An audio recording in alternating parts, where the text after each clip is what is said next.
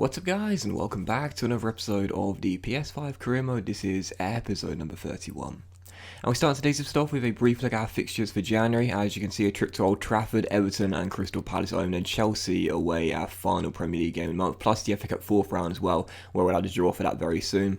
And also, real brief as well, I want to say thank you to everyone for voting on the poll as well on where we should send our youth scouts. It was very close. Nigeria won, but South Korea and the Republic of Ireland were only separated by 9 votes at the time I stopped the poll. That is crazy. 9 votes deciding where we send our second scout out to. So thank you to everyone for voting. Really appreciate it. We will indeed send our new 5-star scout to Nigeria for 9 months. Hopefully he'll pick us up some decent players. And as you can see as well, I'm going to look for a type of player as well. Some of you guys ask me why I never specify a type of youth player I'm looking for. For example, when there are times where I'm looking for like an attack-minded player, why don't you look for an attack-minded player, Dox, you moron? Well, it's just because I've always had better success in total of having just any type of player be looked for, you know. So for this time around, I'm going to do some type of players, look for type of players, physically strong from Nigeria and technically good from South Korea. We'll see what the scouts pick up, and yeah, thank you to everyone for voting. Really appreciate it, and yeah, thanks for getting involved. So yeah, following that, as you can see, we had a scouting update from England and a youth academy update as well. As we know, of course, now Cameron Wilkinson has come out of the academy. We've got 2 decent young talents in our pro team now from the QPR youth team, and I'm hoping we will find some decent ones from Nigeria and South Korea. Unfortunately, America, it didn't really wield us anyone. I mean, Blake Collins, the goalkeeper, his potential range now seems to be set at 81 to 87, so that's really good, but his overall is really poor. It's 55, that's 13 lower than Austin Birch. So whilst he'll probably have similar or perhaps a little bit more potential, it's going to take a while for him to catch up to the other goalkeeper we've got in our academy. Regardless, he looks like the best one we found from America. And also, of course, the January transfer window is now open. We got just over 10, maybe 10.5 million in our transfer budget to work our magic with in this January window. But really, I don't know if we're going to do anything, to be honest, because I really like what we've got here with this team. I mean, as we know, we improved the team in the summer significantly. We had a major change by selling our captain Bright and selling Omar to Germany. We also sold Liam Kelly, Jack Byrne as well. Obviously loading out Charlie Kelman to Lille, more on him in just a moment's time. So we changed our captain, and he's taken the armband. I think he works well as a leader. We brought in some really decent players. Freddie Woodman's been a great goalkeeper this year, as we know. Chris Meffen's been solid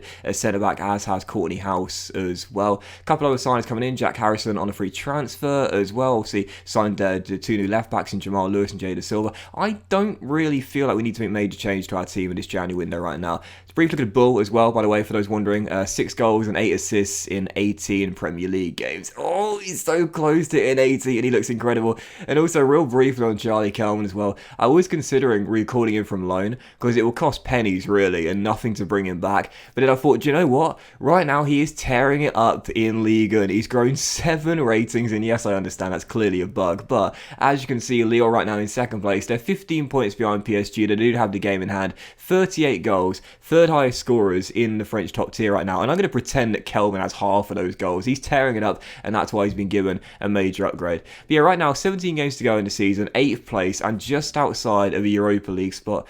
I don't feel the need to make major changes in this January transfer window. I mean, if you would have offered me 8th place come the end of the season, right at the start of the campaign, I wouldn't have just taken it from you. I would have bitten your hand off to get that position come the end of the campaign. I said this year I was targeting around 10th to 13th place, possibly sneaking into the top 10 if we get a bit of good fortune along the way.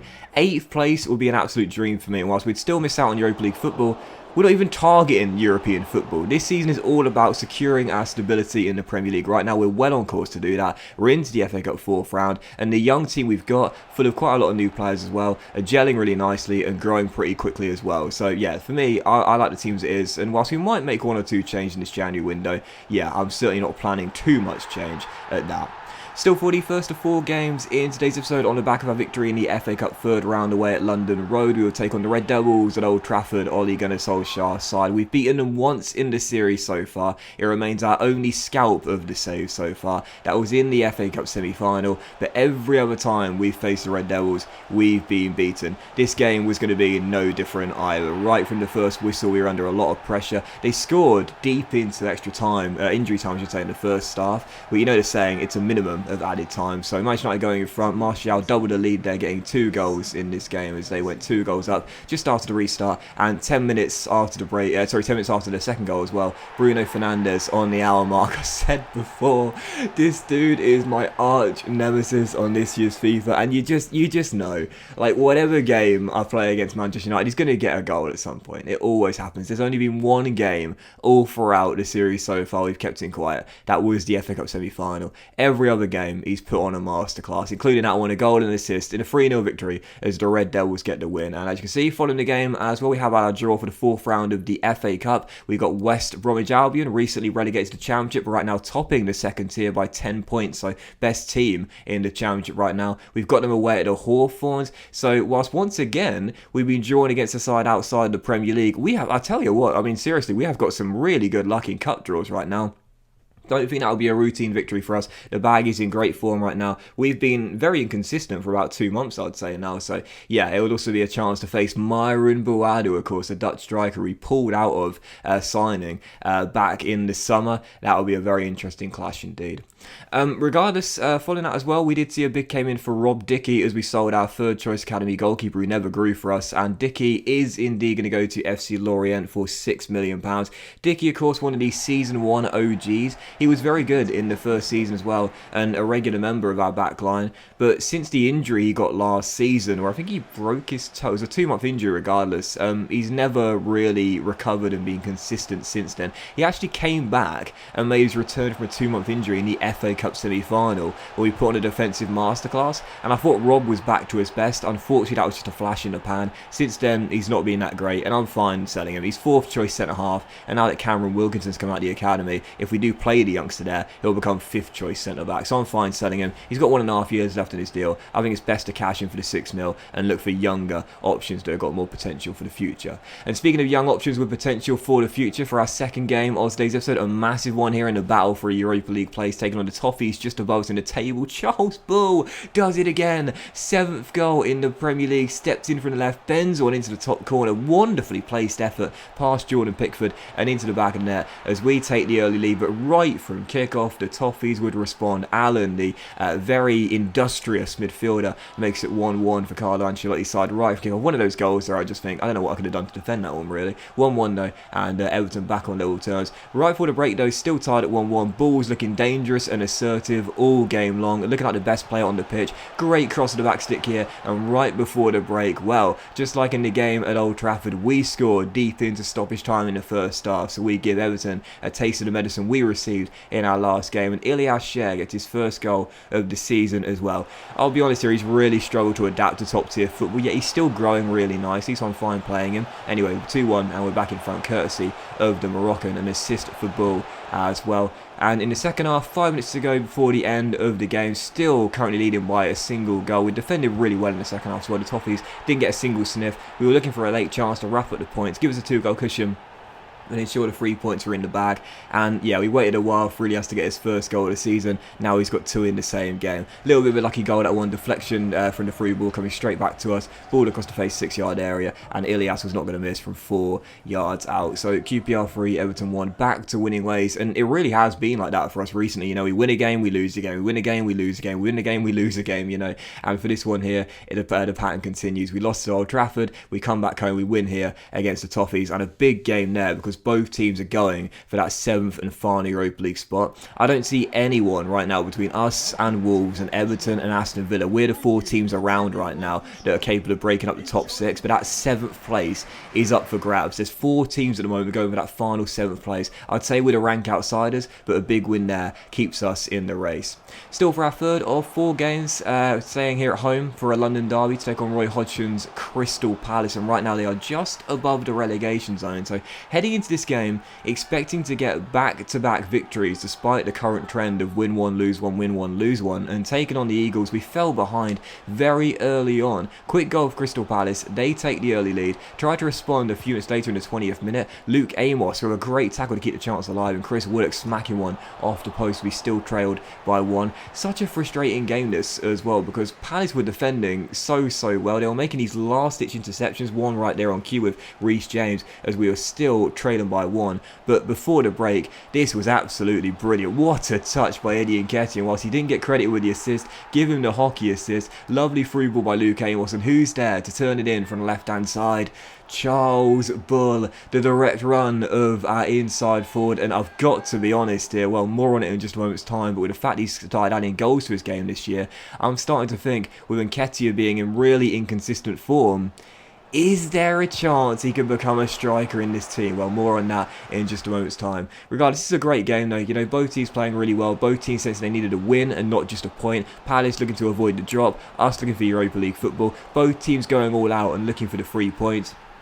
And fair play to the Eagles as well, not settling for a point in this game, not being satisfied with a draw. They were looking for the 3 points, and Rafael Leao put them in front with 15 minutes to go for them to restore their lead. He learned out of the City ground, and in stoppage time with virtually the final kick of the game, one last chance, and it fell to that man, Eddie Nketiah, and despite his brace away at London Road, he just hasn't been the same sort of striker since that red-hot start to the season when he got 7 goals in 7. Since then, what's he got? 3 goals in like 13 in the Premier League. He's really struggled since that red-hot start. Could have found us the leveler there, unfortunately. Had his shot saved in the dying seconds. Still following the game, as you can see, he did bruise his shoulder. He'll be out for 5 days, so we'll miss our FA Cup 4th round trip to the Hawthorns. And also, Rob Dickey has indeed gone to FC Lorient. So one of our Season 1 OGs has left us. There's not many left now, as Rob is off to France, so farewell to Rob, and hopefully he'll do there well. Hopefully he'll do well there at Lorient, although I'm sure he'll struggle in the games against Charlie Kelman at Lille right now. And also, real briefly, I did touch on it. Charles Bull, I was really considering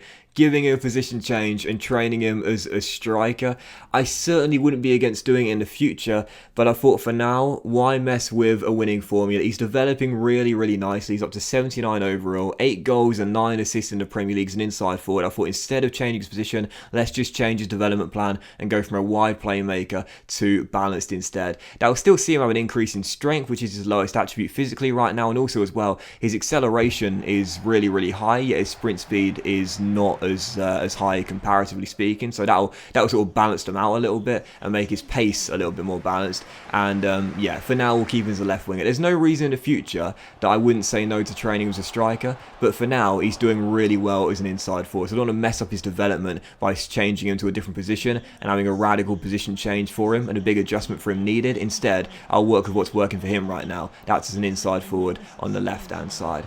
And so for our 4th and final game, well, right on cue, he almost scored his 3rd in 3 from that left hand side, bending one off the post there as it remained 0-0 here away at the Hawthorns against the Championship League leaders right now. And in the first half, you know, taking on the Baggies, I gotta say, with us being in inconsistent form right now, I was a little bit nervous, so I did pick some starts for the game, including this guy, Andy Rinamoto, who became club captain at the start of the season after selling Bright Say Samuel. And I gotta be honest here, whilst I gave him the armband temporarily, I think he's gonna keep it. I love Andy, I really do. Really hard worker, high defensive work rate, you know, very high stamina, team player, solid player traits as well, and he seems like a real leader too. He won us the game, put us into the 5th round with the only goal of the game in what was a great defensive masterclass where the Baggies didn't take a shot. And I tell you what, I played him at centre back in this game, 5'11", Cameron Wilkinson, 16 years old, against the top scorer in the Championship, Myron Boadu, with a point to prove after we passed up on signing him in the summer.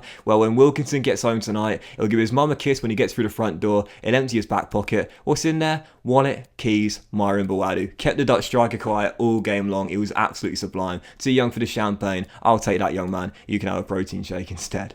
But that was today's episode of the PS5 Career Mode, guys. So a big thank you for watching it if you have enjoyed it. And if you have enjoyed today's episode, then please do drop a like. Much love to you all. Have a fantastic day, and I will see you for the next episode of the PS5 Career Mode very soon. We'll close out January with transfer deadline day, as there's still around £15 million in the budget. So don't rule out a new signing to this QPR team very soon.